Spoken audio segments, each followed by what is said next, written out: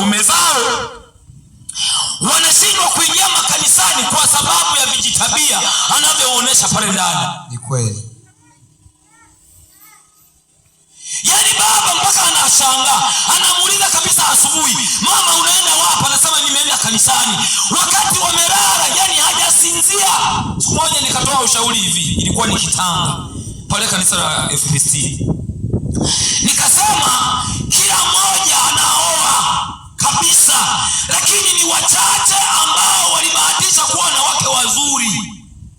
Uzuri wa mtu sio urembo.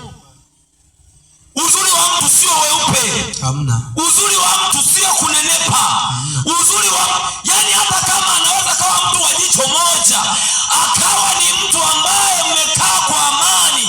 Biblia inasema kwamba heri kukaa nyikani, sehemu yenye vita ambapo hakuna majani, nyamasi nini, alionyesha pale, kuliko kukaa na mwanamke mchokozi sehemu yenye amani, yenye vita. Ndio. Bwana Yesu asifiwe. Amina.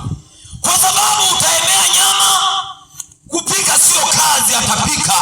Ataleta, ukimwambia bana kachumvi kidogo, kalikuwa kingi au kamekuwa kengi au kamekuwa kadogo, anakwambia huko. Kwani wamekwambia mimi ni kibarua? Wamekwambia mimi hapa na kipimo cha kuonesha hii atakuwa nyingi, hii imekuwa nyingi? Nenda huko unakojua kupika. Unamruhusu aende. Unaona nilivyosimama? Unaniona? Hauoni ni suruali mbili nimevaa hapo, nyewe mnasema ni moja. Huu mguu na suruali yake na huu mguu na suruali yake. Haleluya. Akili za wanaume, wewe ukiona bado yuko kwenye sekta ya kuvumilia, ndio maana unamchukulia kiboya tu.